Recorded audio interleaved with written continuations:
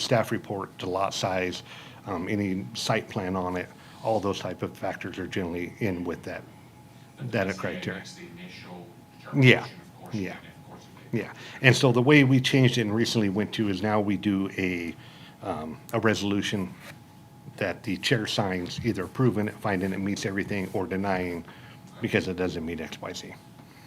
So, yeah, it's the basis of their going off of that. And again, they're judging it off of how it's written in the zoning code and what is presented at that time to support or not support it.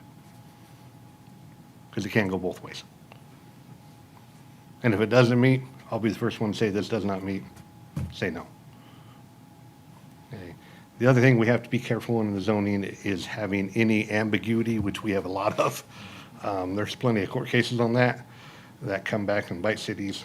There was a recent one in February where one word exclusively got the city overruled.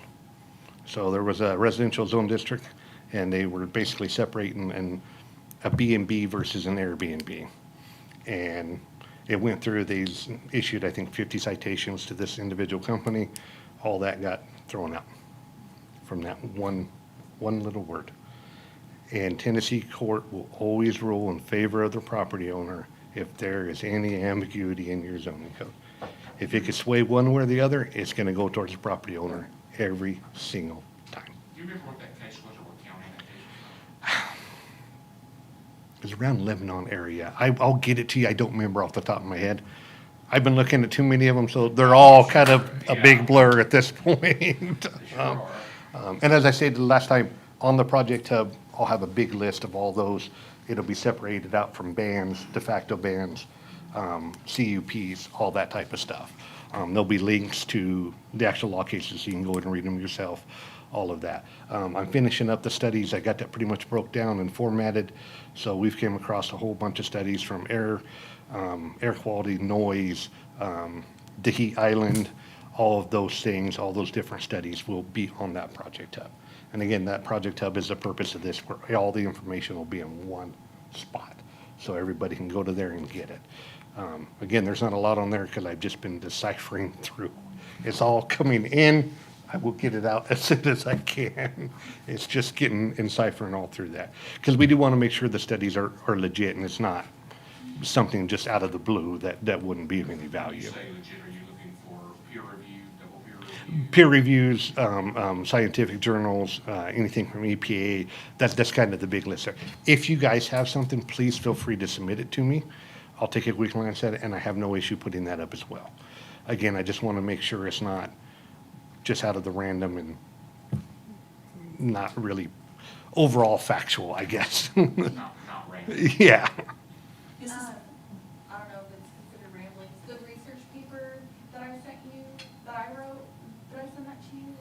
I don't remember. And I'll double check because I've had a couple years, for some reason, if you send it to me and Nolan, it'll come to me. If you send it directly to me, it wants to put it in, Spam. yeah, in my spam folder. For whatever reason, I don't know. So I will check and make sure if you did send it, it didn't go to my spam folder.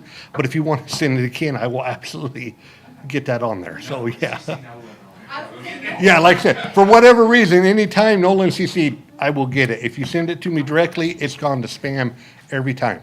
How funny. I don't know why, but I guess Nolan's the key to that. Somehow, I'm not sure how that works, but yeah, so I wasn't avoiding your emails. I honestly did not see them. I only check that spam folder every so often, so. I got a question. Is the city and the county both working hand in hand in this, zoning and all of? Not overly. The county's looking at going a different route for theirs, and so it's really not playing in hand to hand. Because we're going through zoning, because we already have zoning adopted, so this is an easier measure to change that. The route they're gonna be going is something completely different. And now, they may be looking at zoning, they may be looking at different options, but it doesn't, from what I'm gathering, it doesn't seem that way. Currently looking at, we already have fire codes in the county, so they're looking at adopting, the updated fire codes that are going to have the AI data centers included in the new fire codes that come come out this year, I believe. So 2027, the ICC code's coming every 3 years. And then there's also, I know Cole spoke about this at the county, was referred to as the G12.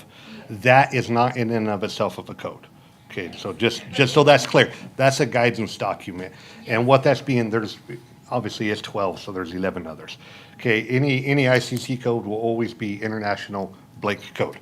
Yeah. It won't ever say G anything, except for the green construction code, but it's the international green construction code, okay? So they're looking at using those, the updated codes. Yeah. And the G12 guidance. Yeah. To update our codes. Yeah. In reference to the AI data centers, but then on top of that, they're hoping to go state level and get the state to. With a private act, yeah, With a private act. yeah. We don't know what that private act would look like yet, and But how far it would reach. Part of it is the Warren County, Cherry Bell has asked for community input. So that's really important. Yeah, so we're really not, because like I said, they're looking at different legal routes to go than what we're doing. Is that in the best interest of the county? If you're not working hand in hand? It's difficult because, again, we're working under zoning and what we can do as cities, and they're working under what they can do as counties. Now, we are a little bit unique in one perspective because we are a regional planning commission. We're a municipal regional planning commission. So with that, we set that up some time ago. There's just been some new state law that's going to change that as well. Mostly what we do with that is subdivisions. So we can regulate zoning outside of the city limits within the urban growth boundary. So every city has an urban growth boundary. You go out so far from your city limits into this end of the county. Again, what we mainly do is subdivisions, but we can zone property that's in the county, but within that regional boundary. But that's just, again, that just changed with the state law. I'm still deciphering through that to see what effects that's gonna have. Outside of that, we can't do anything. But even then, we're still limited because we can't issue the building permits or actually verify on the zoning because it gets submitted to the county. So What it's, state law is that you were talking about? it's under Title 13. It's the Municipal Regional Planning Commission. We've had it as long as I've been here, and then sometime before that. I don't know when we adopted that.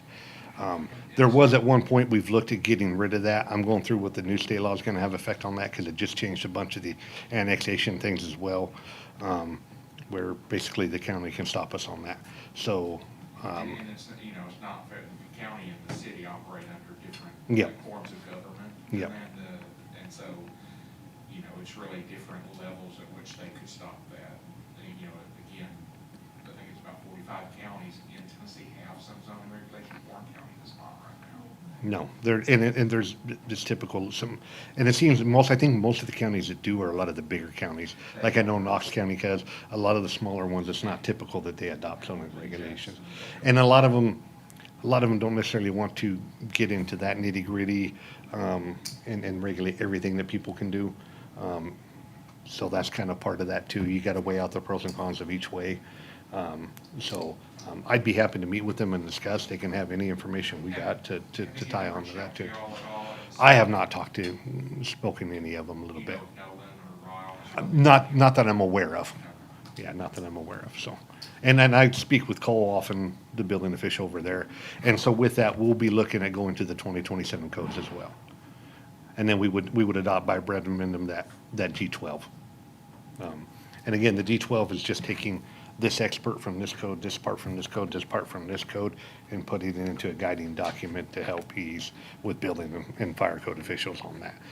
Because each occupancy classification within the building code can change everything from how many bathrooms you gotta have, how many water closets, how many this, how much of that, your fire rating on your walls, your distances, what type of construction it is.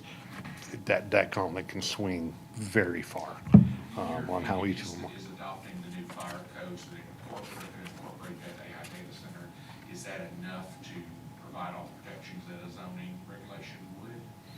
No, so that'd be in addition to, so that will be the actual construction and design thereof, where the zoning will be the outward and maximum size of the building, setbacks, distances, all that type of stuff. So they'll work hand in hand, but there's a lot. Yeah, and then we'll also look and go through and adopt any other NFPA codes that we need to to further support that, like NFPA 855, which is directly for energy storage systems.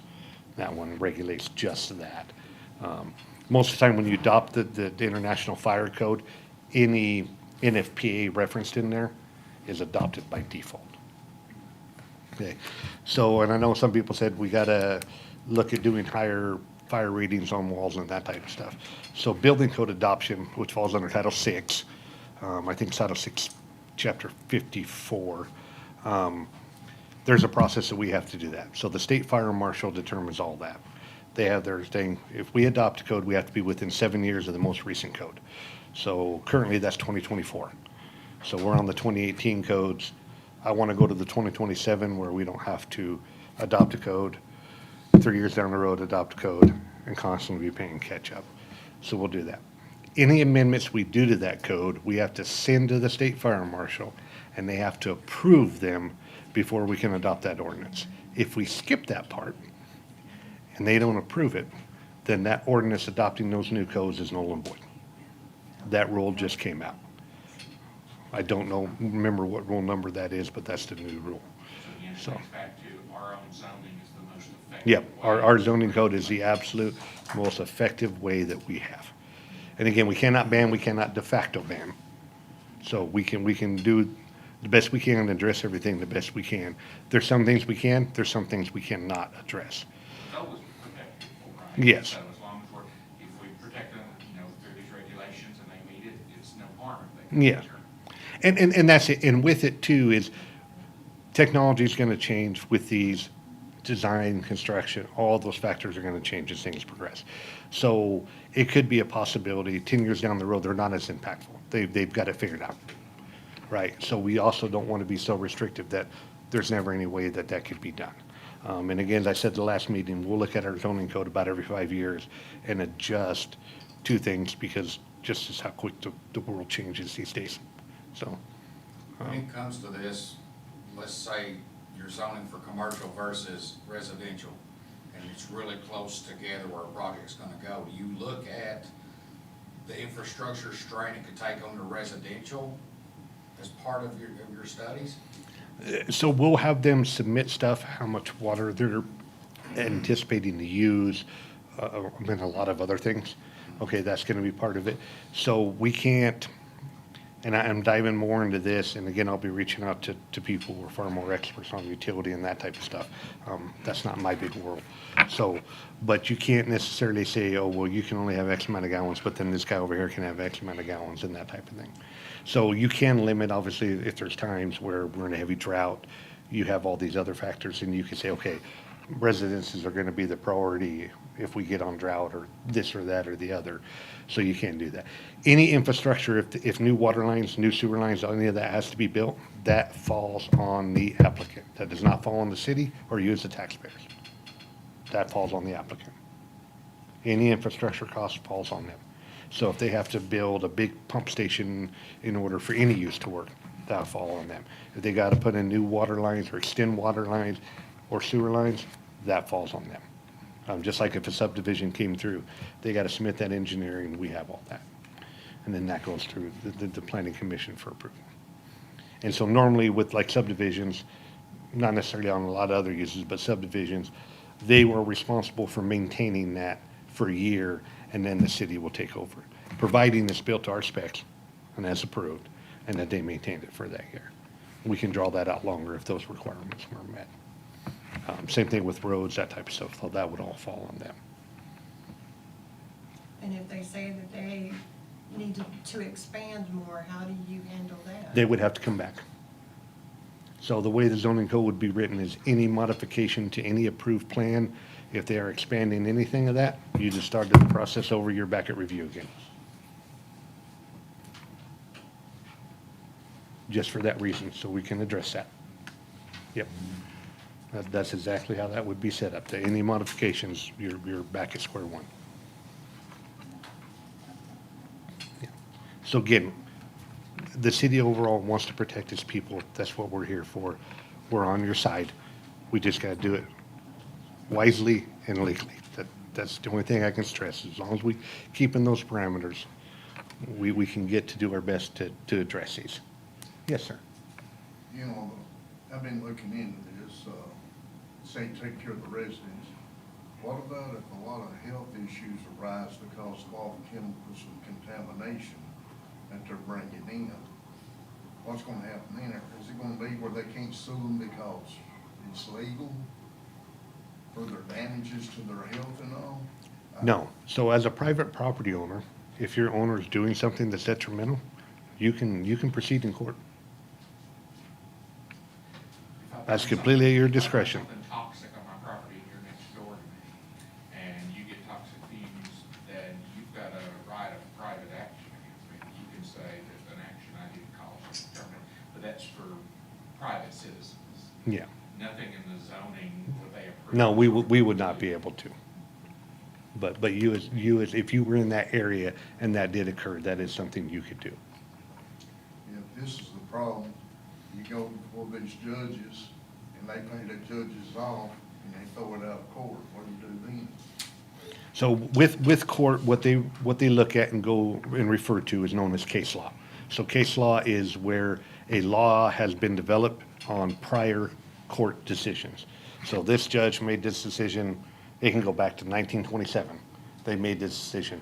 The courts will look back that far and, okay, this applies to this direct thing, or this part's similar to this of what we're reviewing at this point. And so that's what they're basing that off of. That's case law. And then you have your common law, and that's Old England days and all the fun stuff of that and everything else on that. And that's, I mean, and that's a whole bigger conversation that the city can, that's. Well, We're out of it at that point. We're Yeah. far removed once it hits that point. well, see, the state and all can come up where they can be sued and take them into court. And just say, you're talking about action, like you got an action, you gotta have something to base that action on. How are you gonna get it The done? action is your harm. If I've done something to harm you, you can take me to court for anything. Well, it sounds simple, though. Well, I'm just saying that's what the private action is. The city doesn't have that right now. The state would have to pass ordinance or law that would allow the city to have an action. Well, that's what I'm saying right there. Come down to where if they're doing them, putting them chemicals on that cause health issues for the people, can have authority to come in instead of just saying, oh, I've been harmed by your chemicals. Well, what are you going by, sir? What authority? In other words, they can pass where they can be sued if they cause damage with their contamination. They can, I mean, you can be sued, they can be sued today, but again, I mean, for the zoning board, right now, they don't. Oh, yeah, have the power. it's just going for zoning, but see, in the zoning, it needs to be where if they're using these dangerous chemicals and they know it. You know, the people needs protection. That's what the city's supposed to do, protect people, right? Going off of that, is there something for zoning that could be added in? If you're using these chemicals, you have to be this X amount of way from property lines. Different things, yeah. So getting per an exact chemical might be a little bit tricky, but overall you can. We can also require secondary containment areas. We can do all that. We do reviews of businesses and sites from a stormwater perspective, to make sure that there's not any contamination getting in and spillage and all that type of stuff. And we've been ramping up what we're inspecting for and a bunch of other stuff, just because we find little things here, little things there pop up. And so we're always progressing with that. And two, we can make them submit to us annual stuff every 6 months, that type of stuff. We can have it set up and it's set up. The fire department does annual inspections of pretty much all businesses and industrial uses. We go through and make sure all the safety stuff is met. Egresses remain, exit signs, fire extinguishers, all the general base life safety stuff. So we can do that.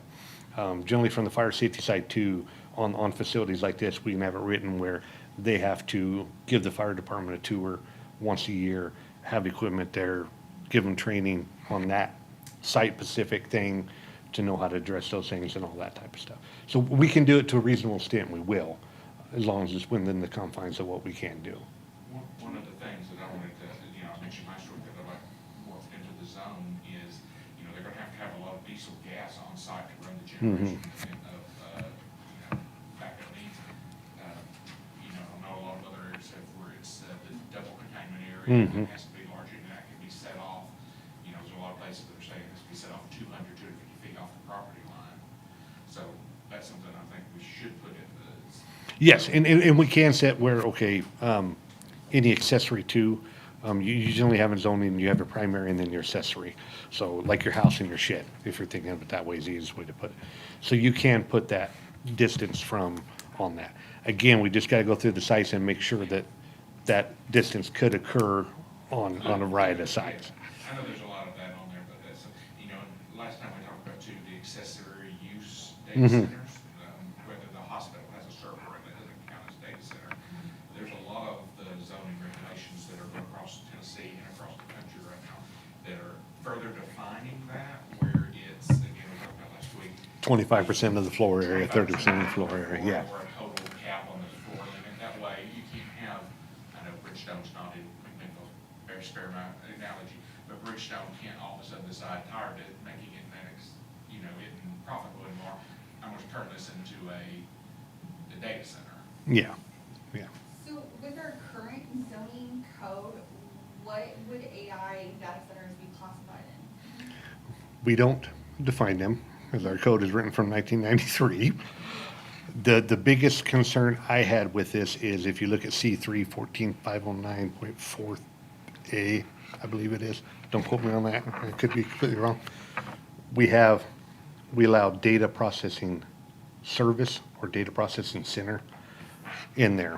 That's under C3, which then is allowed under I1 and then I2, right? So as I kind of did last time, think it's only like a triangle. Your R1 is at the top, most limited, and then it goes down and builds from there. Right, so R2 allows everything in R1 plus XYZ, R3, R2, R1 plus XYZ, so on and so forth as it gets down.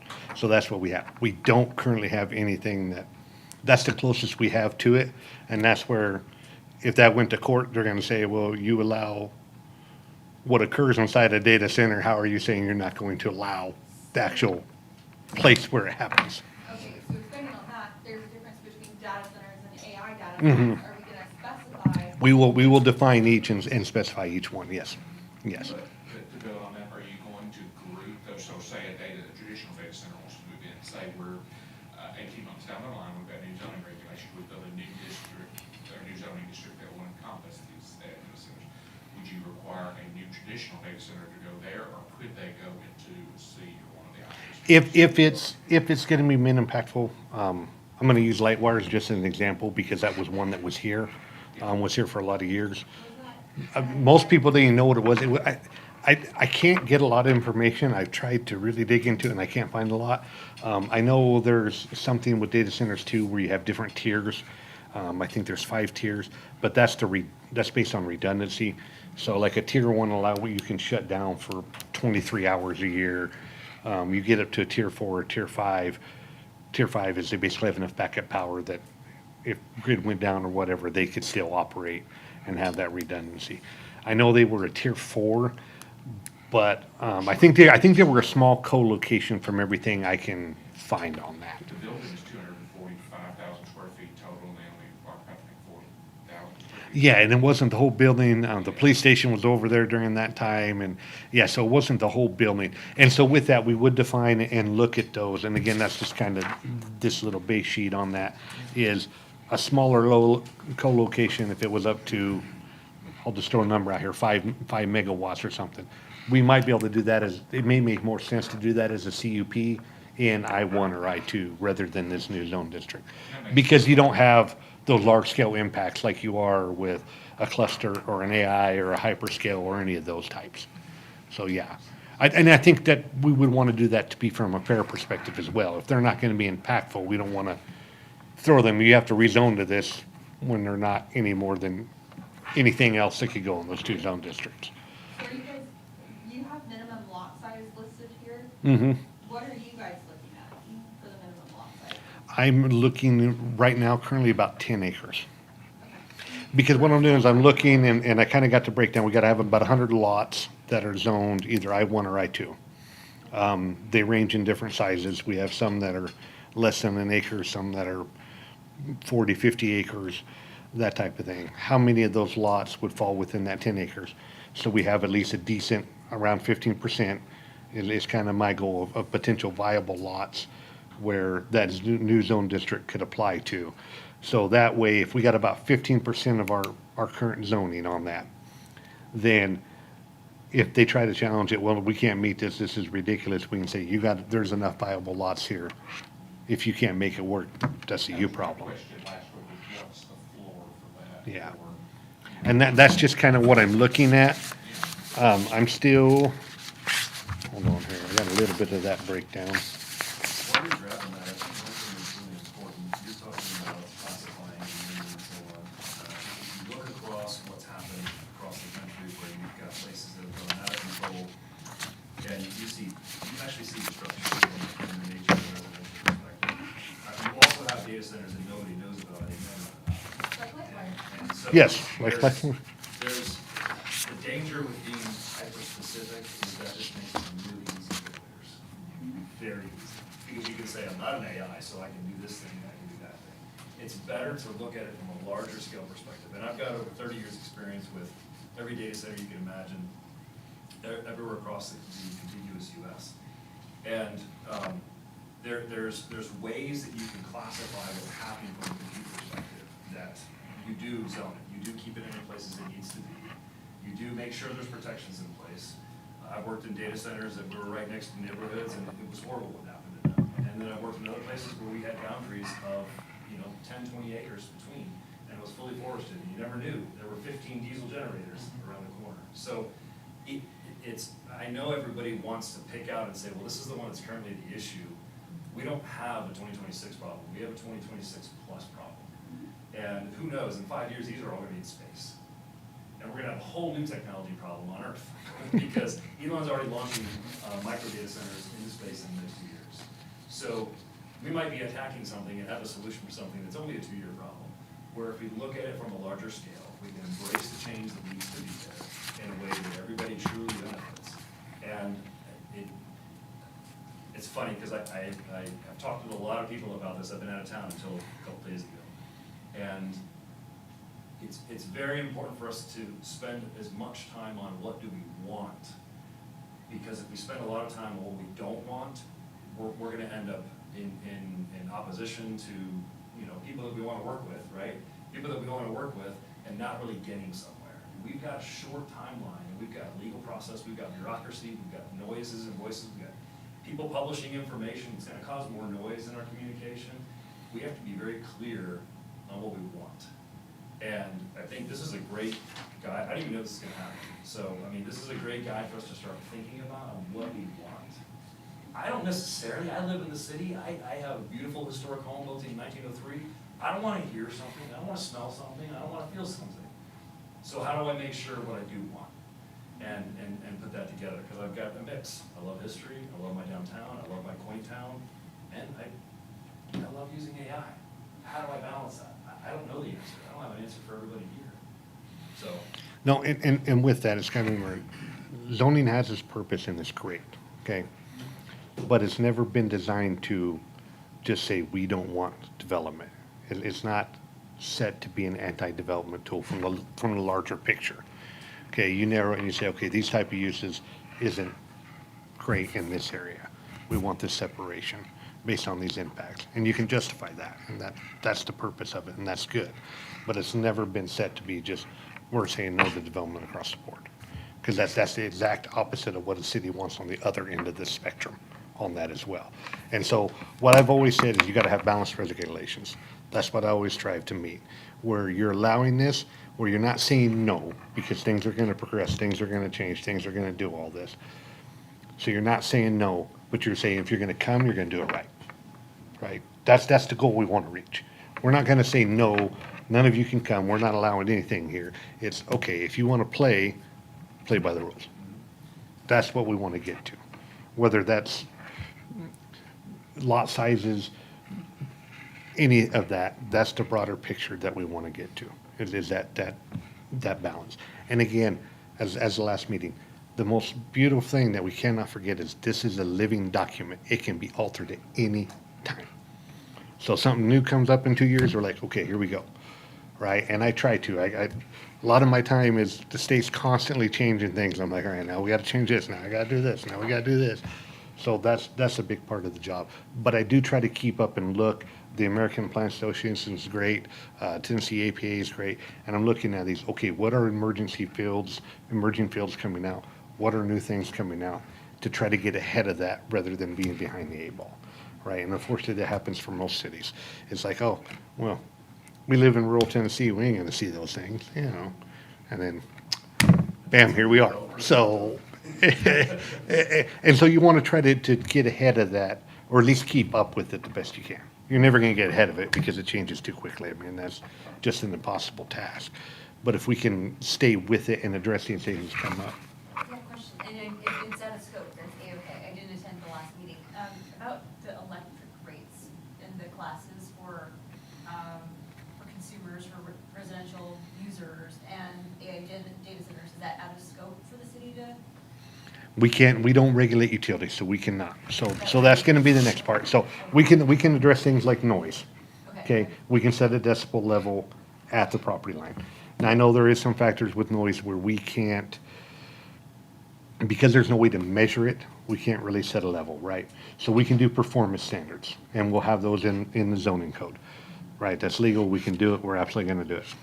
But they have to be measurable, they have to be justifiable, we have to set something. They can't be vague, very, very vague, okay?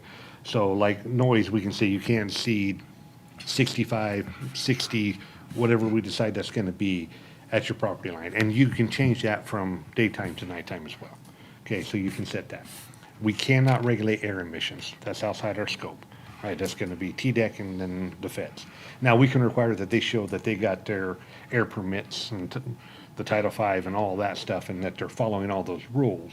We can request that documentation, but we can't regulate air emissions, right? That's outside the city's scope. Whose scope is it? So, out of curiosity, whose scope is it? So if some of us need to like splinter off and advocate differently, does that make sense? So if it's at the state level, if something's at the state level, how do we know so we can start working that too? Does that make sense? Yeah, I'm doing a breakdown of what we can and can't, and that'll be on that project hub.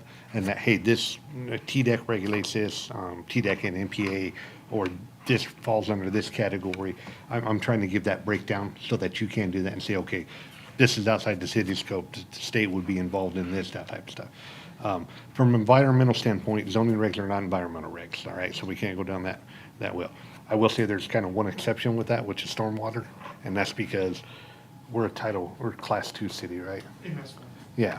So with that, there's different classes, and if your city has population, this and that, then we have to, right? So Tennessee codes annotated is kind of broke up in, the easiest sense to do is can-dos, have-to-dos, right? So zoning is a can-do, but then we have to follow this process. This is the limited scope, you can do that in, all that type of stuff. Other ways, like we have a general noise ordinance, construction hours, and noise from a general level, that's in our city code, because that's under Title VI, which is municipal powers generally. So we can also have nuisance laws, which we have quite a few, animal control, all those type of things falls into that. Title VII is utilities, and that's kind of the makeup for our water and sewer department, how we gotta do that, how we can do billing, all that type of stuff. If you get into TCA 654, Chapter 2, there's 33 things listed of municipal towers generally. That's business license, taxation, property taxes, yada, yada, yada, yada, all the general stuff that we can do, right? And we are a Dillon's rule state. That's an important key factor too. So Dillon's rule, simply put, is we can do what the state says we can, nothing more. If the state says we can regulate this, we can regulate that. If it's not under that, we can't do it. That clear. That's exactly how Dillon's rule works. Because I know I've seen some posts, well, California banned them, so if California can do it, we can. California Constitution has it written where they can do that. And that's That state works completely different.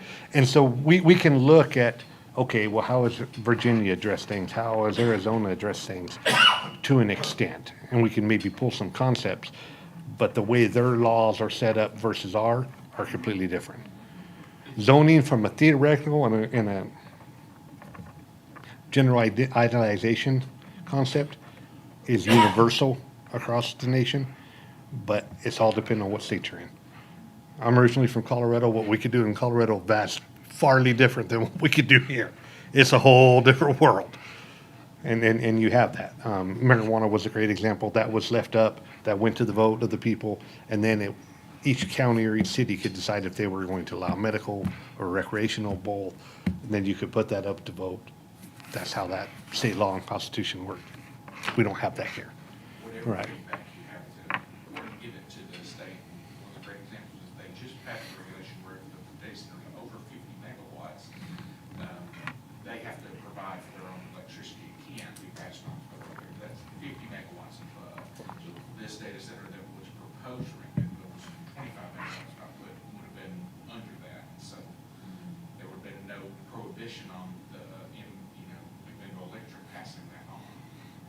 And with that, again, we could say, okay, you got to show to us that this isn't going to overly burden the power grid or anything of that, but outside of that, we can't regulate that.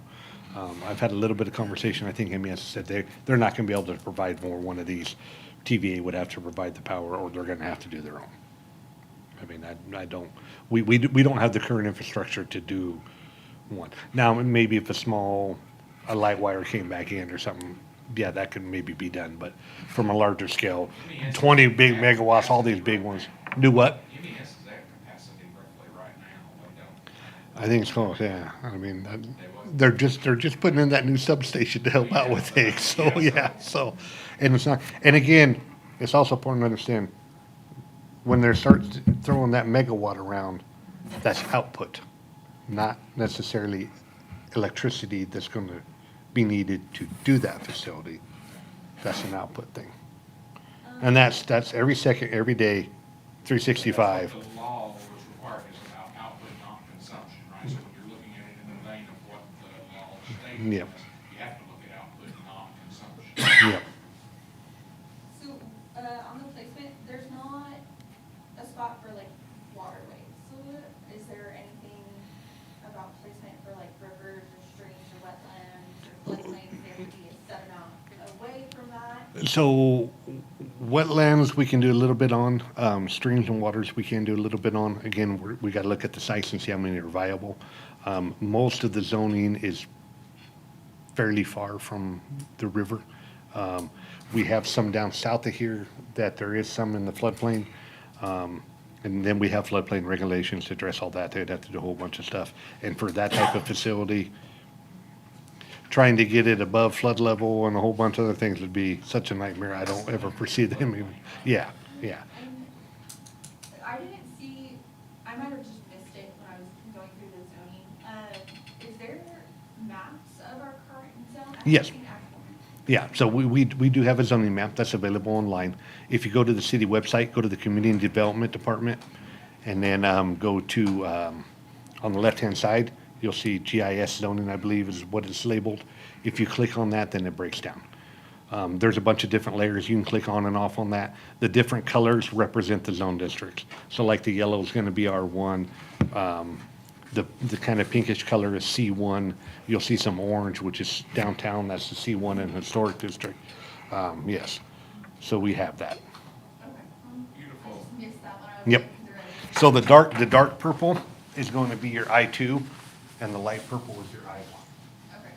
Right, so this is all the I2 zoning that we currently have, and then that lighter is gonna be I1. And so this is one thing, and I know I had the distance on here, and this was just kind of educational standpoint. As you'll see on this map, unfortunately, because of the way the city was done, built, all that different things, we don't have any industrial zoning, besides like a very few lots right here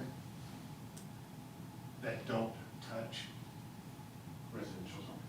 So we're not gonna be like, oh, you have to be 2,000 feet away from residential zoning.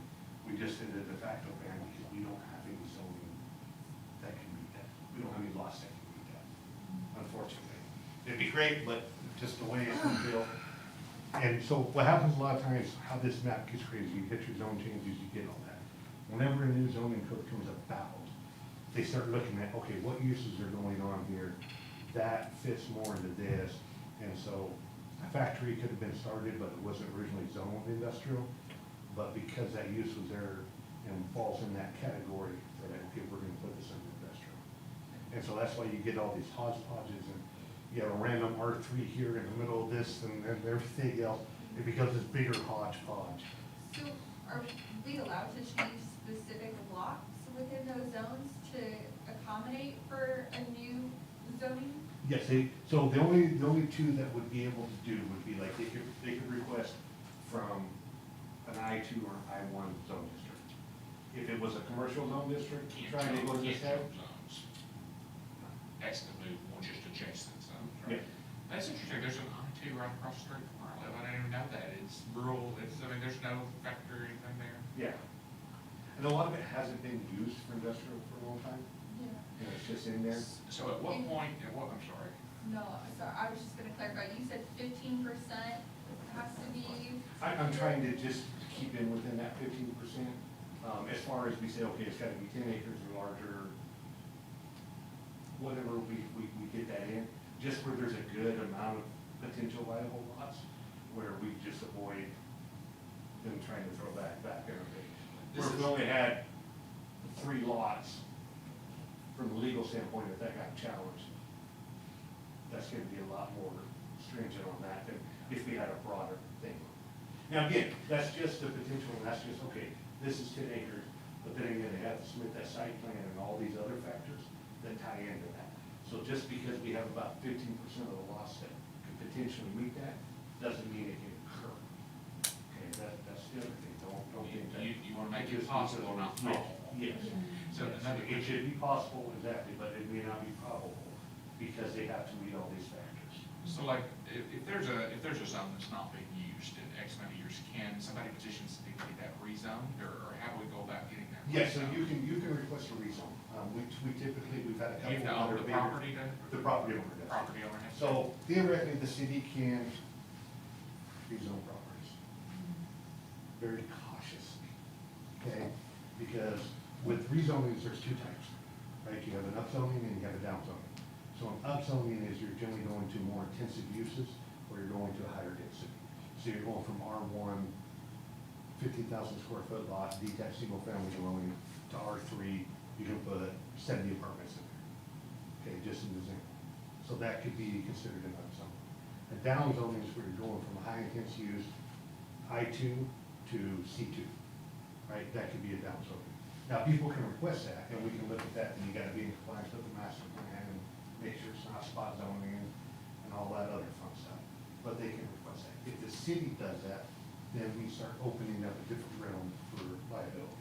Because we start diminishing their economic value of that land, they can challenge us. And that was that new thing that the one attorney came and said the state was looking to pass.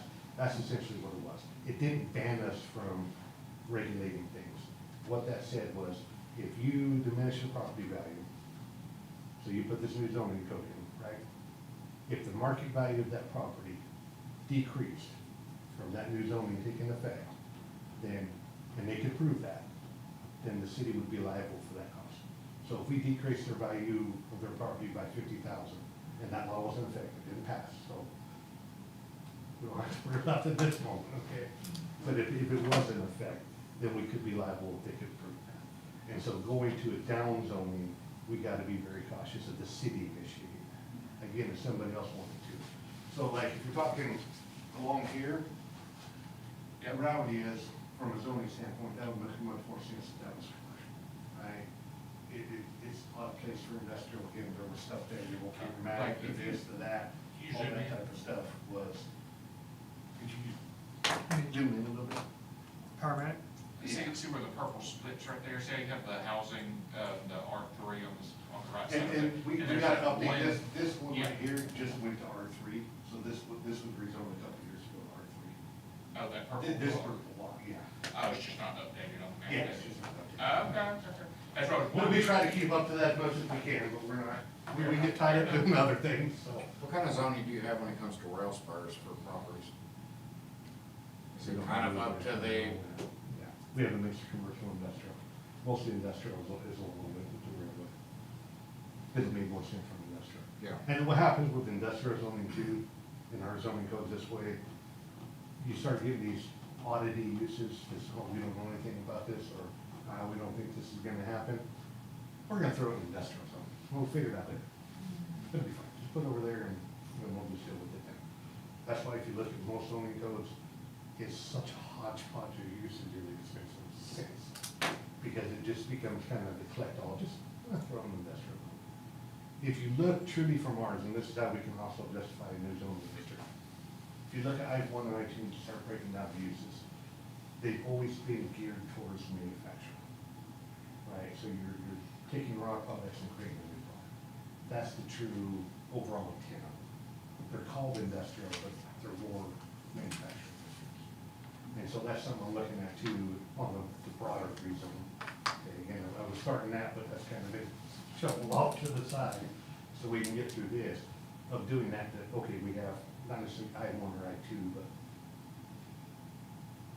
manufacturing, light industrial, and it just, it would change the names, not necessarily a lot of the uses, we could look at on that, but, from that perspective, because that's truly what they were more intended for. Right, but the typical zoning is residential, commercial, industrial, agricultural. We have agricultural zone district in the city, and a single lot that's ever been built there. So- I don't think there ever would be, but we have it in our zoning. So, obviously, the expert in the room about all this, what is your biggest concern about regulating for these types of uses? That's a tricky one. Making sure that it's possible, just to make sure we're all covered. Yeah, fine. But making sure we're addressing impacts that's going to protect the public. And then that they're reasonable as far as if somebody came in and really had this and could do it right, could do it, but that we don't end up with something very negative. Well, and to hit, and to the gentleman's first point, it's about what do we want? We want safe air, safe water. We want, Yeah. Low electricity, low water rates. We want all these things. How do we get them? Unfortunately, you do have to be restrictive for, because it's not just an AI data center. If you wanted to bring some massive manufacturer, car manufacturer, really can't plop down in the middle of McMinnville and not have effect. No, Right. and again, that's why I'm kind of looking at the broader uses of this new zone district to incorporate a lot of things on that potential. It's for that, so that we can then start breaking those down each individually, right? So like, we'll have more forums and that type of thing. Best systems is another big concern. From an explosive standpoint, from a lot of different things. Fire standpoint. Fire standpoint, there's. Talking about best systems, the emergency management, is that something that we can put into place about if you're going to use this, you have to pay for the training Yes. for our fire department? Yes, You have to everything pay that for I've come the across, we equipment can do that's- that, and if we can do that, we absolutely will do that. Cause I mean, right now, neither the city nor the county, which I know that's the county's, but we have to hire third parties or have the state come out to handle anything with hazardous materials. Yes, And that and so we absolutely gotta consider that. What is our capability of our existing fire department, on that? And that's a very good There's a point. lot of those things that we gotta look at. What is the city's hazardous waste plan right now? Contract with third party. I mean, a lot of those third party, we don't have a direct hazardous plan. So we have some emergency management factors, and we're kind of revising that. A lot of that is ran through the county, and then we, work in conjunction with them, right? Like, I actually believe that it's not the county executive, but something we're striking with anything, is kind of the broader emergency management, Jim Hillis, yeah. Jason. Of his county. And so we work in conjunction. But we're looking at that, and again, there's a lot of NFPAs, which is National Fire Protection Association, that has hazmat as adoption that addresses, maybe not everything, but will address a lot of that. So hazardous materials, the limits on diesel generators and the fuel source, containment, there's containment requirements in there, secondary containment as well. And so a lot of that is kind of addressed through those, and so we can do it. Actually, it's, the trickiest part is gonna be just, I guess in some ways, finding the middle ground, to make sure Yeah. we're protected, but Not we're unnecessary. not gonna be highly liable on the other side. So you mentioned about we have our general city ordinances which come from Title VI versus the zoning ordinance come from Title 13. At the same time that we're working on these zoning ordinances, the city's working on these, can we beef up our Title VI restrictions? So if There's we- not a whole lot in there that for this particular thing, because the main part with six is like broader. So you have your noise ordinance, which is noise in general, it's not related to a particular land use. And so you also gotta be cautious of not trying to do something under Title VI nuisance that would end up acting as a zoning, because then you've exceeded what you can do over here. So I'm trying to shuffle through that and seeing, okay, what may be better if we adopted a new city code on X, Y, Z versus. As far as like a noise ordinance, is it better to help tighten our noise ordinance than what it is today? That would then apply broadly to everything. Yeah. And so we gotta look at that. Yeah. Like, again, we can do some of that in zoning and that type of thing, so. Are we able to do like a landscaping? Yes, we can do buffering, landscaping requirements on that, yeah. Because that would tie in with like the light pollution too. Yes, yes, and we can absolutely do light pollution, all that type of stuff. And so we have general buffer requirements now. Most of it is, you can plant this type of tree and it's gotta be so tall when you plant it, and then in 5 years it has to be this and so much coverage. That's typical zoning, we have that now, but we can tighten that up and have that. Well, the concern is. And natural landscaping is too, and like with the heat island, we can do, they gotta do lower color roofs, different color paving. We can require some different things there that will help out with that as well. The concern, keeping with that 15% or 15% of applicable lots usage lower limit, you only got so far, you got things set off from the nearest residential. I mean, it kind of limits you Well, on that's how why far. landscaping comes into Yeah. play. Yeah, that's where buffering requirements become a big part of that. Landscaping only mitigates so much, so, I mean, No, it's not perfect, but that's a big part of that. kind of. And if you can do noise walls, berms, there's a bunch of different things on the noise side that you can do as well. Yeah, that's always a big part of There's a zoning. way to combine landscaping with the noise Yeah. walls. And so, like something that's typical in zoning is you have your height limits, your setbacks, all that type of stuff. The general term for that is bulk district requirements, so you can't exceed 30% lot coverage, 40% lot coverage, whatever it is.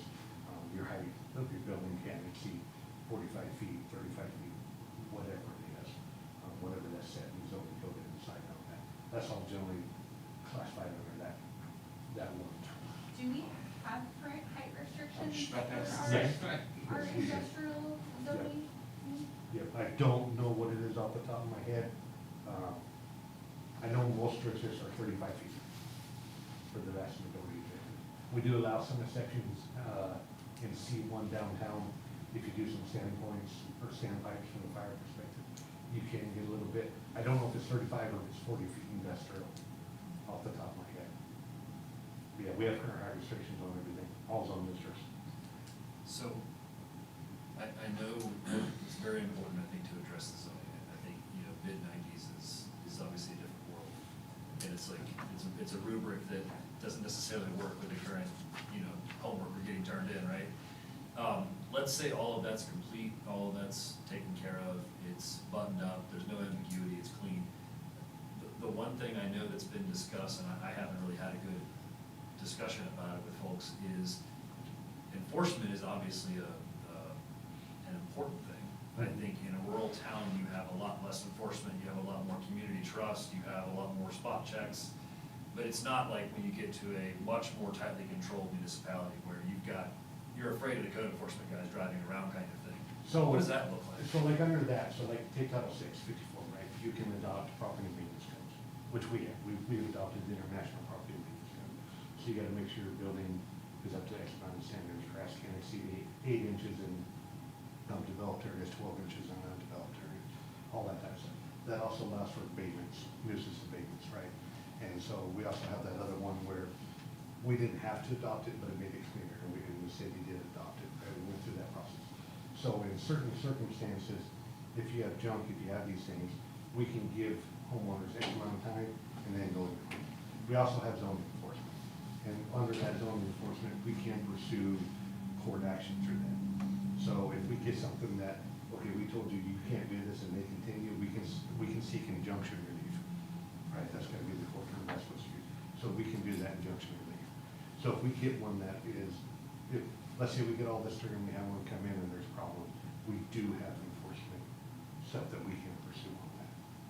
Does that change with the additional volume and or complexity? Does that change from your perspective, how you would want specifically your organization to operate? Does that mean more? It's not gonna be more, like I said, Okay. we're starting to ramp up and doing more checks on business and industrial sites anyways. Okay. Just unrelated factors. Yeah. And just going through that. Something else we've been working on internally too is breaking down all the businesses we have in town, excluding like little home offices and that type of stuff, for a development standpoint. Here we got X amount of restaurants, we have this, we have that. What is our going to look like? What do we have on this? Right, and so that's something I brought up in the last meeting too, is when you're looking at zoning, you'll have a lot of cities that do, well, we want 50 zone districts, and we're gonna limit the uses. You can do that. And then you're gonna have a 500% increase in zone change requests.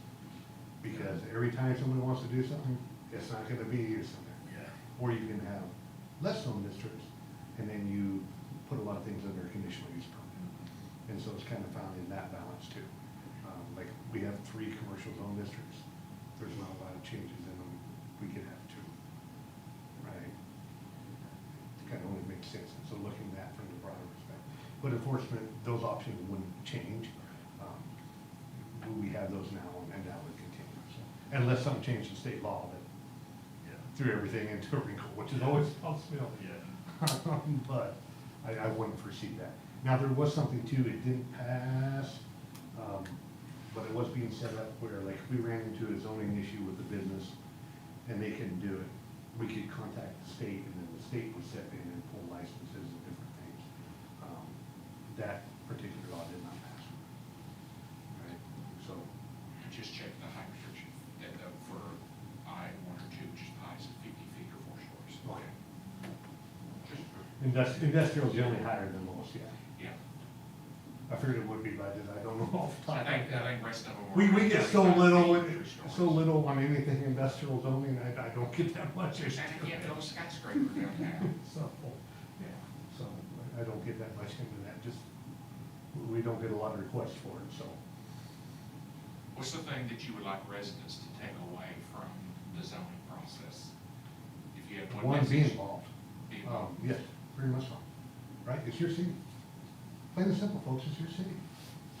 I want you to be involved, just understand, and I think this is great, and it's been good, and the feedback is, it's more complex than what people think it is. And that's what I hope everybody's taking away from this is, it seems simple, just say this, say no, say that, and it just doesn't work that way. And so it's just understanding those complexities and reaching that middle ground where we're protected, but again, it's a possibility, but not necessarily a probability. And just to, reiterate something you said last week, the city would be, of course, coordinating with the city attorney, but also seeking, opinion from an outside law firm Yeah. on what is and is not Yeah. possible. So there's Sam, there's 2 Sams that do stuff with the state and always get their last name confused, so I don't want to say the last name and do know. But he did stuff in Lebanon, I believe, but he teaches a lot of courses. He's a land use attorney. He is a zoning guru, Tennessee, hands down, 1000%. If I have a question, he responds like that, and I'm gonna run it by him, and I'm telling you, if Sam says, you're good, we're good. He's honestly that good. He's fought in one of the hottest one cases, so he's very, very knowledgeable. Well, it's good you have those contacts. Yeah. And I constantly reach out to other planners and then do different things and try to keep up and see what they're doing and that type of stuff. I'm looking a lot of what the other cities are doing. And it's always difficult too because each city's zoning makeup, smaller towns are gonna be this typical, whereas high residential, where larger towns, their industrial may be 20 miles away from any residence. And so for them, it's like, well, this isn't gonna be impactful because you have this. And so it just varies so much, and how many zone districts they have, what their titles are, what they're permitting, it could just range so much. And so again, what would work in Nashville or Murfreesboro wouldn't necessarily work in a smaller rural. And often you'll find like Memphis, Knoxville, and Nashville carved out of state laws. They're carved out to say that they have a different set of rules because of their size. Yes, and that's it, so Nashville gets some sort of rules, Chattanooga is unique, they get some special zoning stuff that they can do that we can't do. I wish the state would let us do, it would be wonderful, but we can't, right? So they can actually do contracts only or conditional. And they have a big regionals also, like they have Hamilton County Yeah. and Chattanooga have a joint Yeah. zoning board. And so their zoning regulations are unified. So they get together and they vote, and that way it makes sure the uses in the county and the city are always gonna be the same. So you talk Yeah, about working unfortunately, we together. cannot do contracts only or conditional. I love it. We can. It'd make my job so much easier if we could do that, but we can't. So, those are just- there was a state law I could propose, hey, let me do this. Those are good things to keep in mind, that just, you know, when you read things in the news about Nashville did this, Radio College just claimed eminent domain over the data center land. They have a lot of different rules, not Yes. saying that he's using a different rule, but they have carve outs, different rules, they can do different things that we No, can. the functionality changes, and then you get so much too on the makeup of your city, like Virginia law, mayor automatic. So what we can do versus if you're home rule city varies as well. Home rule cities get some more flexibility than we do. But it's a lot harder to set up your charter, and then anytime you make any change, that has to go back to vote of the people, and there's good and bad with all the different setups. But home rule can be good in some ways, you get a little more flexibility from the regulation standpoint, but then on the other, it's a nightmare to actually get through it, so. And then a lot of the land in both Memphis and Nashville is state land, right? So they're gonna have different use cases. Yeah. They're not gonna be subject to zoning restrictions, much like federal land is not subject to zoning restrictions. Yeah. I mean, it's just. We have, like, that's a perfect example, we got historic buildings, right? We got post office, National Register, federal land. Can't do anything about it. Ain't that anything new, it is what it is. They wanted to build 6 extra stories. I don't have state over state, I don't have state over state or federal. Like, we just recently took over the electrical inspections last October. We got that exemption, and that's the other part with the building code. So for a city to be able to do any type of inspections, you have to apply to the state and get an exemption from the state fire marshal. So we currently have 2 of those, I'm working on getting the third. The third one is for bigger apartment complexes and certain uses over an X amount of occupancy. So I wanna get that one too, where we got the local control. So right now, like we've got a few projects where, the blue building where that was redone, that was state fire marshal authority. We could go in and still inspect it, but they have, had to apply to the state, and they go through that process on here. So, but like I said, we just took over the electrical in October, and that's how that works, is we applied, and you gotta be granted that. You gotta have certified inspectors, all of that. So I'm also the building official. Okay, Marty White is the fire official, Clint Walker is the deputy fire official. We work in conjunction on all reviews, commercial buildings, industrial, all that kind of stuff. Albeit having involved on this with them as well. And so we got interdepartment, intercity workings as well as these type of forums with the public. And so with that, I'm also a master code professional, which is the highest level of ICC you can get. And so we get the building codes and plan reviews, and I said, you got a lot of them, and it's constantly changing, so. But it's good, so. Glad you're on our side. Oh, I enjoy being here. So again, we didn't really get through, take an extra one if you want, work through it, send me. I'll glad to say, hey, yeah, this is good, or hey, we didn't think this. I'll get all the sites posted, how many sites we have on industrial, the average lot size, all those type of things. And then also what we're doing is from the distance from a building to a house concept on here, is we're measuring from the middle of property. The reason I'm going from the middle of property is taking the setbacks, that's the likelihood where everything would be built. So when you see those measurements, just know that's very rough from the center of that industrial property to where a house could be built or a house exists, just because that's the likelihood of where things would be contained. And so we'll have for each site, it'll have an address. If it's not addressed, it'll be like 0 Red Road or whatever street it's off of. If there's Like a no parcel buildings. number. Yeah. And so it'll have the acre size, the distance from the house, and then at the end, it'll have the average acre size, average distance, that type of stuff. So then it's, okay, we only have this much, so, yeah, maybe we want 1,800 feet, but we can't really get 1,800 feet. Just as a random number, no thing on that, so. We can look at maximizing that number as much as we can again, but it's gotta be viable. Do you know how soon you'll get these maps updated? Do you know how soon y'all are? We'll get that change up soon, so. Okay. Because I'm looking at two, because I know, I think we have one other little change that. Well, I think that, I mean, the property that, like, it's pulling from is a few years old and versus the state maps, when you go look at the, property assessor's maps, they're more up to date. So I don't know if you could use. the Yeah, and we've had a couple property subdivisions that skim through and this little lost Yeah. broke, and so, yeah, we gotta get that, so. Yeah, we try to, we're all busy. Lyndon helps out quite a bit with the GIS, and he's been very busy, so. I do love how it says official website now twice, the way you know it's really official. Yeah. Yeah, and we're constantly working with that and making it better. So. Yeah, again, please, give me feedback. Email me anytime. Again, I'll try to check my spam maybe a little more often in case I don't get in there. Let me call it, Sean, I'm going, you're not checking my email. I'm happy to answer. Out of curiosity, what benefits do you think this data center would bring to McMinnville? I mean, over long range. The biggest argument that's always been about the benefits of data centers is the property tax revenue. So And it's just that's about the only one that I've heard. Because unlike most industries, right, you get, so take the auto manufacturer.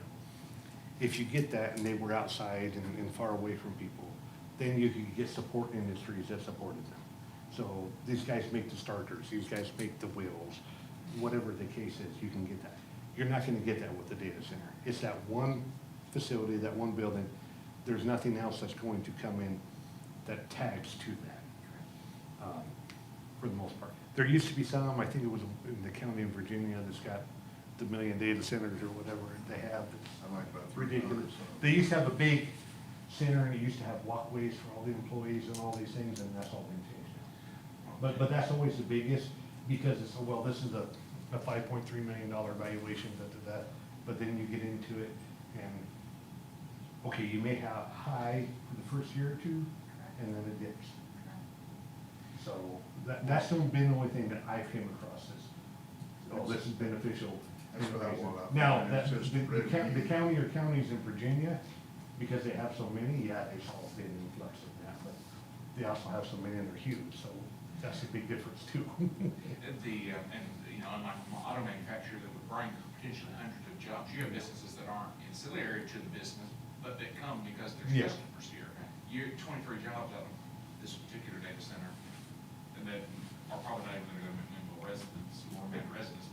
It's not gonna bring any businesses And here. then we got all And they're not big employers like a lot of times where manufacturers or other industries would be. And then all the contaminants that's gonna come with it. And then all the possibilities. And And there's always a lot of what ifs and there is with every industry. I mean, And just remember, you know, there's a lot of fearful things around them. When you read into these things, don't be ruled by fear, read them, see what you actually think, how would you feel about living next to these things, how would you feel for your neighbor if they had to live next to, you know, some of the issues. You know, there are a lot of fearful comments, and I've always said it's like internet, TV, the radio. There were fearful comments of those too. It's not just about eliminating the technology, but about making sure it's used wisely. then we can put them all in Virginia. We can try. So which claims on Hickson's website are incorrect? And how do we filter through that? do your research. If you, are you part of the Facebook page? There has been a lot of breakdown of what they claim and what they've said and what they have posted and what's actually factual But how do you find that? research. I'm doing it, but I mean, Know who you're talking to. Yes. So that they have a vested interest in telling you the best possible case, right? An advocacy group that's against AI data centers has a vested interest in telling you the worst possible case. And that's just from their point of view. Well, so part of it is also knowing who you're talking to, but also, like, for me, I've talked to people who deal with data centers. I talk to people who deal with technology, who understand the output, the megawatt. So I've talked to people who've done that, and I've done the research with third parties. It's not just relying on just what they're saying and just what one person is saying. It's reaching out going by verbal, but going what's been published out there. Because there's a lot of peer review articles on the different aspects of AI data centers and reading all of those. And I will say too, and so with all the articles, too, what I'm breaking them down in certain ways. So, like, there'll be a list of, okay, this is about noise and the heat island index and things we can regulate. And then there'll also be a list of a whole bunch of other articles, go in and read, do that type of stuff. But it's not gonna be, like, there's a ton of them that are air emissions that we can't regulate. So you can go and view that for your knowledge if you want to, but it's not something that we can regulate. So I just wanna make sure everybody understands. So they'll all be listed there, but some we can do things with, others are there for informational purposes only. There's not a way we can regulate that.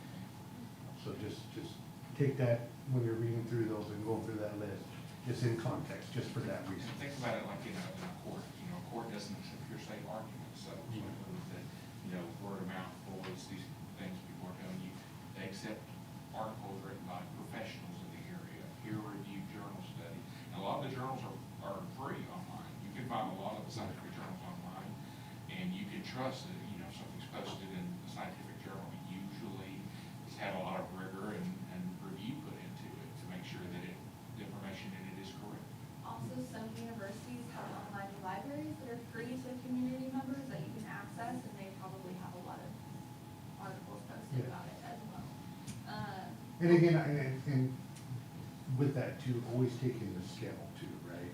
So if you've got a data center that's covering an acre of land, obviously that's different than 50,000 square foot Right. building. Right, especially your heat index, your cooling, your noise, all that type of stuff. Because maybe they got 4 units from an HVAC standpoint, rather than 60 or 100 or whatever. All that's gonna make a factor in that, right? And so you do gotta kind of consider that scale, because how much noise is made from these great big ones isn't necessarily accurate for what a smaller one's gonna be. The general noise impact, yes, but the actual levels and all those things is just keep that in consideration. Because there's so many varying sizes, and then if it's AI, if it's hyperscale versus this type, there's just a lot of factors in there, so do your research. They have a lot of stuff posted on that, so, and again, you guys have anything, send it to me, there'll be a bunch posted on that project up. So, we wanna make sure all the information's out there and accurate information. One question I had, I don't know if there's any other counties or cities that have looked into it, or if it's even possible, but is there a regulation of some sort that could be put into place where it has to be US-made products and materials due to a security concern? Not that I know of. I know some have tried that. I would have to look into it more. I really couldn't give you this from that. I honestly just don't know. So the one example I heard about where a data center was kind of stopped in its tracks. Yeah, they use the National Security But it's Act. federal government using that, Yeah. the city wouldn't be able to enact that, so I think that's a good route to go, that if they are using like Chinese-made.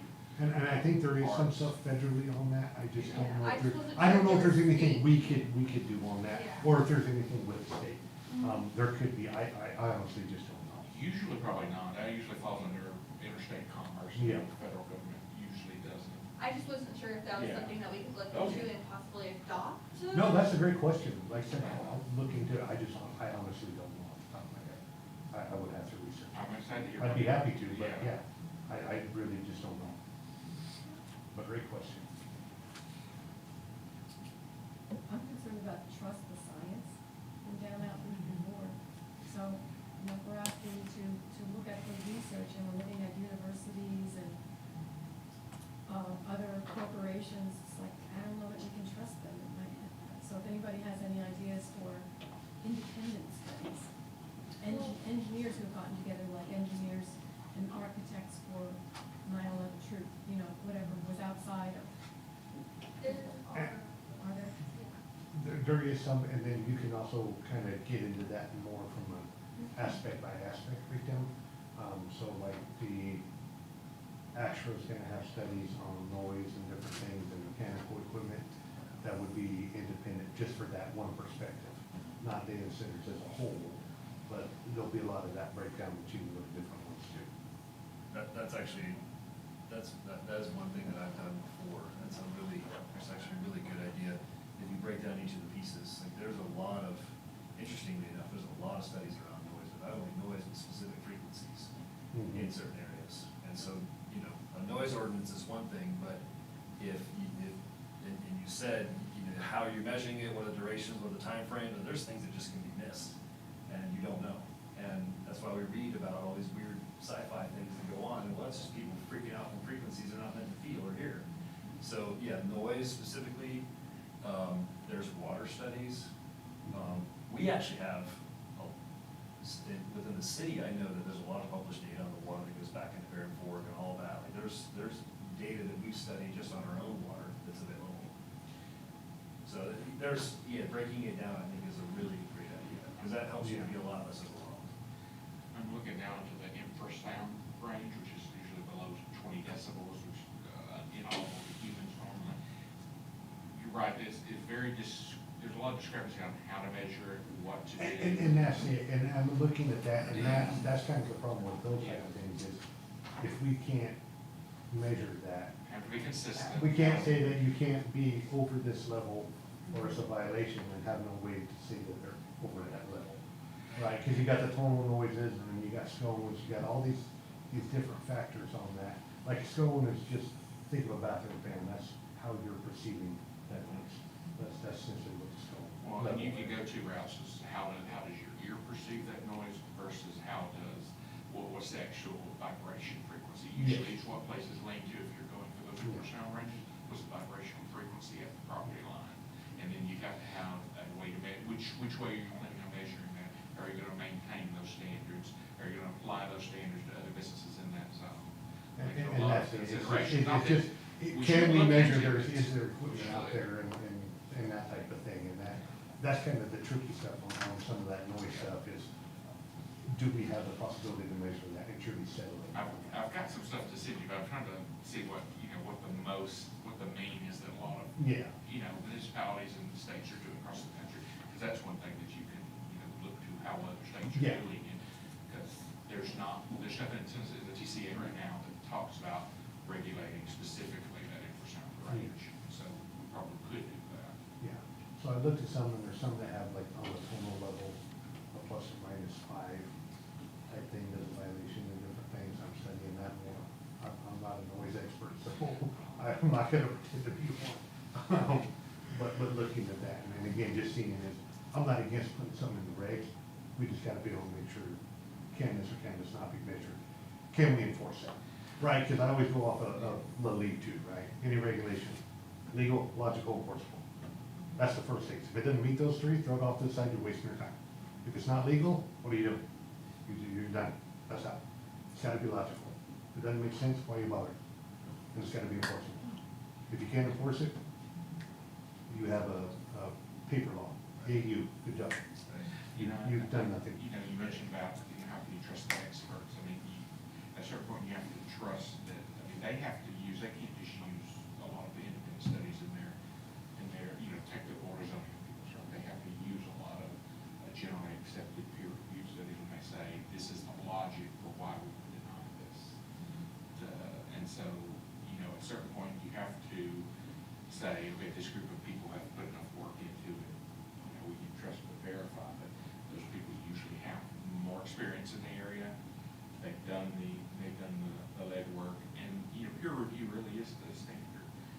You have people from all over the world, not just in the United States, review the information in the journals, in all the journals. And I'll try to get a list of, like I said, all those independent studies, of the different aspects, like I said, HVAC units and all those things. It could be very good to break it down by per aspect, and then look at those independently, and then look at the whole picture. Right, because the big picture is always made of the small pictures.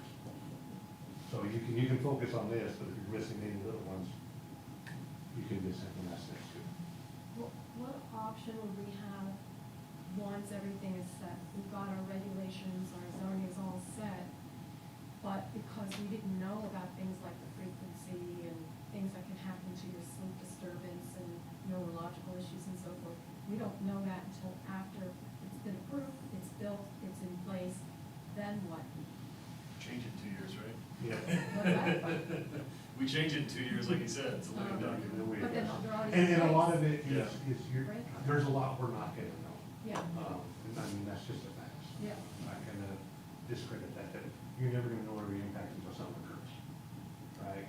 Because when you're looking at it from the impact perspective too, you got two types, right? You got the ones that are gonna happen, and you have the ones that are perceived.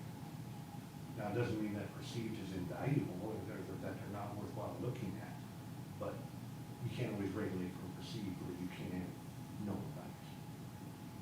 And so it is difficult, and again, that's every industry, and every type of industrial use, you can have a lot of impacts, right? Which we can only address in the best way we can. And again, that's where I constantly look, and having on the building side too, helps me out because I'm used to engineering practices and designs and be able to look at that and decipher that as well. And so that kind of gives me a little bit of advantage, is I can look at both aspects of it and see one versus one and how they're working in conjunction. What's the next step? We're gonna continue this, we'll have a few more of these. So I did have, I got reach out to this very knowledgeable in best systems and firefighting and concerns with that. So I'm gonna have him come in and do a presentation. And so we'll go over some of that. We're looking at this, and then we'll start getting into and then start developing grades. So I will say this, we got 18 months, that's what the moratorium is. But we don't wanna drag this out, also drag it out any longer than we need to. If we get rolling on this and we have enough and then we can move forward, the sooner we can move forward, I think the better off we are. Like, there's no point in dragging this out for the full 18 months if it's truly not necessary. And again, it's a living document, so even if we get something in and then some little thing pops up, oh, hey, we missed this little thing. A couple months, we have a zone change done, or a rate change done, right? We have that process. Again, it's a living document, can be changed quickly. What We is the just gotta go minimum through the time for process. changing the zoning regulation? Do what? What is the minimum time required? Does You're that looking at about 2 months. Does So it the time you take get read up, you gotta go to planning commission. Planning commission meets the first Tuesday of the month, 11 o'clock. They'll make the recommendation, then we gotta put it in the paper, at least 21 days before the public hearing. Have the public hearing, have the first reading over the ordinance, and then the second reading. Generally speaking, it can, it's a rarity this ever happened, the second reading of the ordinance is a formality review. That's how I refer to it. I think there's maybe been one or two things where it passed first and then passed second, but it's an oddity, it's not the standard. And that's why a lot of times the second reading, like with the moratorium, the second reading got put under that consent agenda. First reading's done, ain't nobody changing their mind, get it approved. Especially if it Get to passes the next- unanimously. Yeah, and so that's kind of that setup on that. And then even with the consent agenda, if it got put on there, if any one of the aldermen decided they wanted it, they. Yeah, if they had something, I contest the want to consent discuss this agenda. more, they can remove that Yeah. item and then get the discussion, absolutely. Is it Austin Fletcher that you're gonna have present? I believe that's the name, yeah. Is that gonna be, something that you'll publish online, or? Yeah, I'll publish Are it. they gonna Everybody will- present to everyone like will get it. to just the planning department, or are they gonna present to like a? No, I'd like to set up He something like wanted this. to come tonight, but he Oh, okay. was the one that I was asking if you knew if he was able to plug into something and do a presentation. Yeah, we were kind of talking tonight, I'm like, this form isn't necessarily the best, and Yeah. so, like, this was just broader, hey, this is what we can do, this is what we can't do, here's what to look at. Then we'll start dissecting the individual aspects as we proceed forward. If So like, we- we can kind of do the same thing on best system, we can do the same thing on this, we can do the same thing on this. Because again, that zone district's gonna be very broad. So I don't, data centers kicked it off, right? That's just the truth, let's get into it. So, but there's gonna be many other aspects that we wanna work through too. And so there's gonna be more of that type of that. If we end up doing a presentation like that, can you work on, instead of a TV, can you like get a projector? And a screen? When they do the presentation, can you get a projector and a screen? We instead can of- try to figure out something Yeah, like that. instead of the TV up there. We'll see. We can see what we can do. Us blind folk would appreciate it. maybe So, handouts. and And we obviously have other places we can use, again, I just chose this because it's easy to stream. A lot of the other places we can't stream, so those that can't make it can at least hear the conversations and get feedback and do that stuff from there. So that's what I'm just trying to do here, is just, we have that capability, it's easy. We got the Park Theater, we got places in the Milner Center, but again, some of this, the ability to stream there and let it out for everybody to see is just more difficult. I don't think this is, obviously, it's enough room for the Yeah. people that showed up. This is about what it was last time. But, you know, it's just, if you're doing that, it's easier, it's hard, I don't know, for me, it's hard to see what's up there Yeah. very well. Yeah, no, we can look at that too, because we can adjust the cameras too when we're streaming Yeah. to where it'll focus on the TV, so anything that's up there can then be seen by the public as well. So, yeah. You guys have had enough- Wonderful as always, Sean. Okay, there you go, so, it's been a long enough day, it's about 13 hours for this one. Bless you.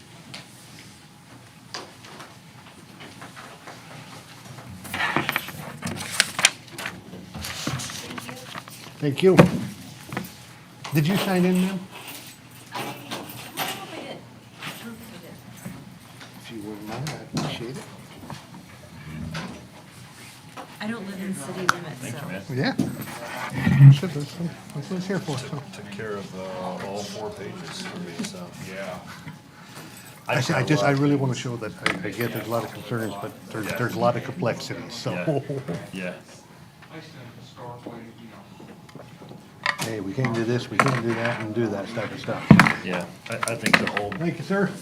Appreciate it. You got it. Thank you for coming. I about figured the same thing, the only thing is benefit is the revenue, but is that gonna That's outweigh really, the that's contamination? honestly the only thing I see, and does that outweigh potential impact? So you definitely gotta look at that, so. That's what I've been looking at. And you know what, the long run effect don't sound good. I'd rather for them stay in Virginia. But like you say, it ain't like you just can outright ban it. We honestly can't. Like I said, I've seen so many cities try to do it, and I've never came across a court case where they tried to do it and it worked out in their favor. I will say that, okay? Well, what it boils down to is the regulations. Yeah. If they're actually causing harmful damage where they can sue. Yeah. And the judges actually do something. Yeah, and that's it, and again, here too, we could get all through this, and then next legislative session, the state could change a whole bunch of things, and then we could almost be back at square one. That's unfortunately how, especially in my world, that's how it goes. Yeah, you do. I've made a lot of changes, oh, we're gonna do this, they said, ah, no more. You do a little bit. All right, here we go. You do a little bitty peon. Yeah, Appreciate it. yeah. always wonderful, Frank. Always wonderful. Appreciate you guys coming. So much knowledge. I hope I'm as smart as you on that. It's been burned in, I've known this a long time. Yeah. And I always continue to study it. Yeah. To me, once I got through, got the degree, I'm like, okay, it doesn't stop there. It's Yeah. got to be continuous. Yeah. Because things are always changing, so. Absolutely. Again, I want to address everything the best we can, but I'm limited. Well, yeah, that's- We're limited to CDICI, but I mean, it's just, It isn't, well, and that's why the message that, you know, I tell people when people ask about it is, you know, number one, think about what you want your neighbor to be exposed to, and two, you know, we don't want to ban them out. We may want to ban them out, right? But we want businesses to be still able to come to you and thrive. What do we want? We want protection. We want good water. We want electricity. We want- and again, it's really setting up the regs where, okay, if you want to do this, do it. Yeah. That's really the goal of it. That's the goal, zoning on the big picture. Absolutely. It really is. Just, thank you. Marion. You're welcome. Thank you guys for coming. Well, so, I know it's a lot, so take that. Like I said, if you want to take a couple others, go through it, so I'll get that breakdown. Are you on the Facebook group? no, I Yeah. don't think If we have Okay. suggestions on the zoning map, It'd be worth it just to get on there just to read about that bit. what's it called? Yeah, as far as. Warren just County like density hot centers. areas and setbacks and If you stuff go like to, that. I've got a website. Oh, for the general zone? Yeah. Yeah. Okay. If you go on there, it links you to the Facebook group. Will you by chance meet with Cody about the fire codes? Is that any way that Cody. is it Cody? The county fire? Oh, with Cole? Cole, I don't know why. Names, Starts they're with a rough. C. I'm not the greatest with names. I do better with faces. If I'm with you, so. If I see someone in person, I know their name, but if don't see them, I don't register their name half the time. But is that something that I could potentially listen in with? Yeah, depending on how the setup and stuff Okay. is. Like I said, a lot of times we'll just call each other and, you know, he'll run into something, he'll be like, hey, you ever read me this? Like, I had that, that's what, you know. for a week, and it'll have a link to the Facebook group. So on once, there. Okay. And the it'll new have codes a will come ton out of about information on there December-ish. as well as. And again, I'm gonna look to go to the 2027 this one. Public records request information. It'll probably be Put it out there, but about things will mid next year. One format, put it on there. The ICC, the way it works is when the first version comes out, then all of a sudden there's a million changes, so you never adopt the first version. Yeah. It never plays out too well. My dad's a So building you, inspector. you always wait and go to the, well, we're gonna go to the second version, it's a little bit Yeah. better. So, yeah, we do, we do that. I grew up hearing him complain about it all the time. Yeah, so. so you always adopt the second one. The same with And that's the iOS good, as well, is, too. Yeah. as Yeah. as these technologies and these things coming out, start coming out, the ICC is pretty good about addressing and saying, okay, like this wasn't just this short-lived 6 months fad, we need to figure this out, so. Yeah. Yeah, so they're pretty good about that, so. And again, once we adopt those, there'll be public hearings and all that stuff on there. And I'm gonna look and say, okay, what, do we want to move to provide the states that we can, so. Yeah. And it's important to still remember, talk to your state legislature. You wanna make sure it's multiple streams at the same time, state regulations as well. And legislative session is January to May. Yeah. Voting's coming up soon. And it's hard because they fly through bills as well, 'cause, like, I'll be tracking something and it'll be in committee, then all of a sudden, we got public chapter, so. Yeah. And if you ever see that, like a public chapter that's been signed into law, then once it's been signed into law by the governor, it becomes a public chapter. But just know, if you type in that number, make sure you put the year, because, like, you can have public chapter 565, but that's every year. So it can bring up, oh, well, public chapter 565 is relevant to intoxicating liquors and has nothing to do with what you're looking at. So always make sure you put that year in. Because otherwise, you're just gonna come across a bunch of random. What was your name?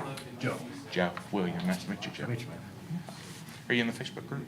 I was just gonna ask that. I've browsed them. So we have a Facebook group. Yeah, that we have Yeah. a dedicated Facebook group, and we invite everyone who, especially if they have experience with data centers, to Yeah. share their experience and what they've I learned. think it's and- still public, right? Because I've been reading. It different is things. private because we did have some. Oh, okay. So at one point in the issue. beginning, I thought it was public. It was. That's why I stopped seeing it then, And then okay. we had some issues, and we made it private, and we try to focus more on Warren County residents, letting them in. We have some people from surrounding counties who have asked to be let in because, I think it was Lawrence County, they asked to use my petition wording. And so they've asked to join the group, a few of their members, so they can stay up to date, and they've asked for like the research paper that I Yeah. wrote and stuff like that. I think it's Good to share. Warren County. Against AI data. Against AI, so yeah. Yeah, it's Warren County, Yeah. Tennessee against AI. And if you go to Warren County against AI data centers.com, it'll take you right to the Facebook. I've had several invites. I'm infrequent on social media, Yeah. so. I don't blame you. Yeah. I was too until this. I don't either. All I use Facebook for Marketplace, that's it. Yeah. And I have to. Facebook can be very fun for me. I have to. I'm sure. From my wife, or I get in trouble, so. That's him. He sends me stuff that I'm like, it'll be a couple days until I watch all 50 of them. But Doesn't see, help that I'm in between classes right now, Yeah. so all I got is time to look at these reels, and I don't like watching these, but I don't really have anything else to do at the moment. see, I get harangued at bedtime. It's like, look at all these. It's like, look at all these. I showed you. I sent this to you. Look at all these. Yeah. Look at all these. He's like, did you watch the video, the video that I sent you about such and such? And that's like 10 videos up there. Yeah. I was like, no, I was in a meeting. I did not get a chance to look at it. Oh, sorry, you get turned off the stream. Yeah.